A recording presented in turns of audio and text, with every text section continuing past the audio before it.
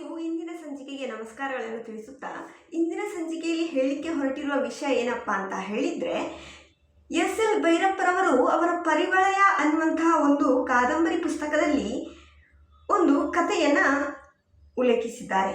ಏನಪ್ಪಾ ಅಂತ ಹೇಳಿದರೆ, ವಿನೋದ ಅನ್ನುವಂಥ ಒಬ್ಬ ಹುಡುಗ ಇಂಜಿನಿಯರಿಂಗನ್ನು ಮುಗಿಸಿ ಒಂದು ದೊಡ್ಡದಾಗಿ ಸಾಧನೆಯನ್ನು ಮಾಡಬೇಕು ಅಂತ ಹೇಳಿ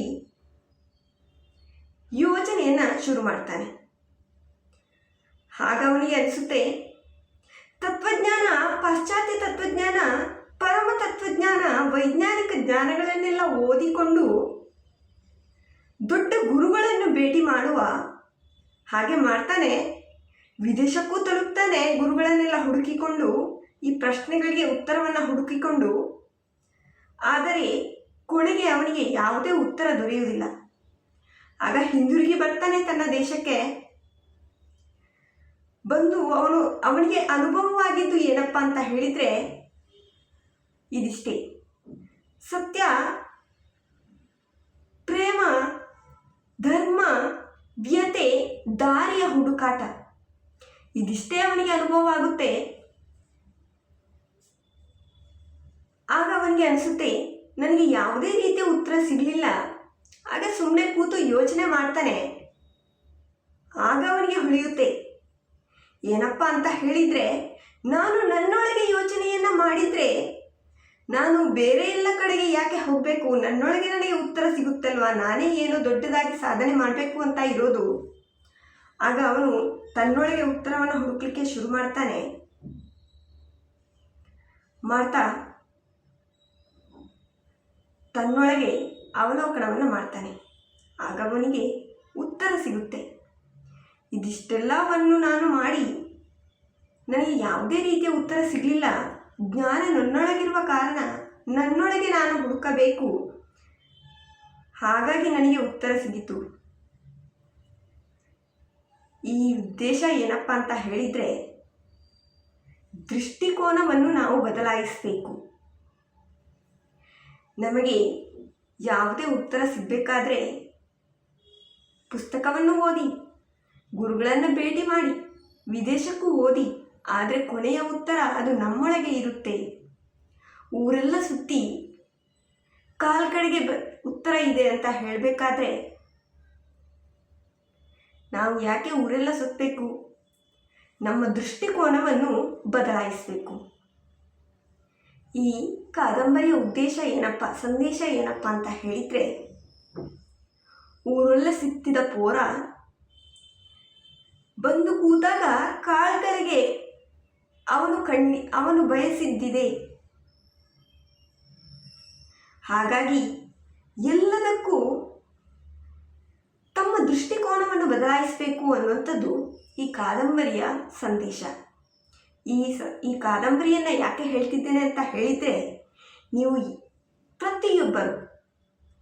ನೀವು ಏನೋ ಒಂದು ದೊಡ್ಡದಾಗಿ ಸಾಧನೆ ಮಾಡಬೇಕು ಅನ್ನುವಂಥದ್ದನ್ನು ಪ್ರತಿಯೊಬ್ಬರು ಅಂದ್ಕೊಂಡಿರ್ತೀರ. ಅದು ಬೇರೆ ಬೇರೆ ವಿಷಯದಲ್ಲಿರ್ಬೋದು, ಬೇರೆ ಬೇರೆ ಕ್ಷೇತ್ರದಲ್ಲಿರ್ಬೋದು, ನೀವು ಮಾಡುತ್ತಿರುವಂತಹ ಕೆಲಸದಲ್ಲಿರ್ಬೋದು, ಏನೋ ದೊಡ್ಡದಾಗಿ ಮಾಡಬೇಕು ಅಂತ ಇರ್ತೀರ. ಆದರೆ ಯಾರ್ಯಾರನ್ನು ಕೇಳ್ತೀರಾ, ಆದರೆ ನಿಮಗೆ ಸರಿಯಾದ ಉತ್ತರ ಸಿಗಲಿಲ್ಲ. ಆಗ ನಿಮ್ಮೊಳಗೆ ನೀವು ಅವಲೋಕನವನ್ನು ಮಾಡಿ, ಇಲ್ಲ ನೀವು ಬಯಸಿದ್ದು ಭಾಗ್ಯ ಕಾಲ್ ಕೆಳಗಡೆ ಇರಬೇಕಾದ್ರೆ ಊರೆಲ್ಲ ಸುತ್ತಿ ಏನು ಪ್ರಯೋಜನ?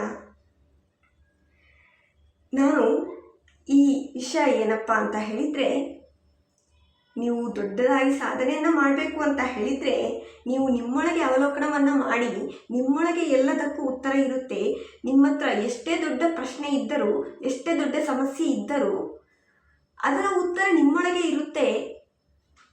ದಯವಿಟ್ಟು ನಿಮ್ಮೊಳಗೆ ಅವಲೋಕನವನ್ನು ಮಾಡಿ, ನಿಮ್ಮೊಳಗೆ ನೀವು ಯೋಚನೆಯನ್ನು ಶುರು ಮಾಡಿ, ಏನು ಮಾಡ್ಬೋದು, ಎಷ್ಟೇ ದೊಡ್ಡ ಎಷ್ಟೇ ಕಷ್ಟದ ಪ್ರಶ್ನೆ ಇದ್ದರೂ ಅದರ ಉತ್ತರ ತನ್ನೊಳಗೆ ಇರುತ್ತೆ ಅನ್ನುವಂಥದ್ದು ನನ್ನ ಸಂದೇಶ.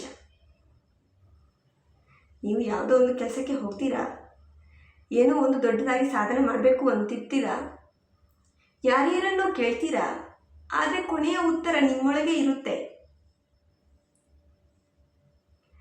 ಎಲ್ರಿಗೂ ನಾನು ಹೇಳ್ತಿರುವ ಸಂದೇಶ ಎಲ್ಲದನ್ನೂ ಮಾಡಿ, ಕೊನೆಯದಾಗಿ ಎಲ್ಲದರ ಉತ್ತರ ನಿಮ್ಮೊಳಗೆ ಇರುತ್ತೆ. ಅದಕ್ಕೆ ಮೊದಲೇ ನಿಮ್ಮೊಳಗೇ ನೀವು ಅವಲೋಕನವನ್ನು ಮಾಡಿಕೊಳ್ಳಿ. ಇದಿಷ್ಟನ್ನು ಹೇಳ್ತಾ ಇಂದಿನ ಸಂಚಿಕೆಯನ್ನು ಮುಗಿಸ್ತಿದ್ದೇನೆ. ಮುಂದಿನ ಸಂಚಿಕೆಯಲ್ಲಿ ಹೊಸ ವಿಷಯದೊಂದಿಗೆ ಸಿಗುವ ಅಂತ ಹೇಳ್ತಾ, ಅಲ್ಲಿಯವರೆಗೆ ಈ ಸಂಚಿಕೆಯನ್ನು ನೋಡ್ತಾ ಇರಿ. ನಿಮಗೆ ಏನು ಅನಿಸಿತು ಅನ್ನುವಂಥದ್ದನ್ನು ತಿಳಿಸಿ. ನಿಮಗೂ ಇದು ಸರಿ ಅನಿಸ್ಬೋದು, ಕೆಲವರಿಗೆ ತಪ್ಪು ಅನಿಸ್ಬೋದು. ತಪ್ಪು ಅನಿಸುವುದರಲ್ಲಿ ಏನೂ ತಪ್ಪಿಲ್ಲ.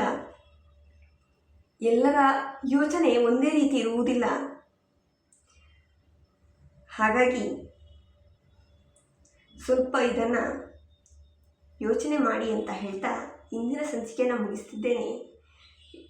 ಮುಂದಿನ ಸಂಚಿಕೆಯಲ್ಲಿ ಹೊಸ ವಿಷಯದೊಂದಿಗೆ ಬರುವವರೆಗೂ ಇದನ್ನು ನೋಡ್ತಾ ಇರಿ. ಧನ್ಯವಾದಗಳು.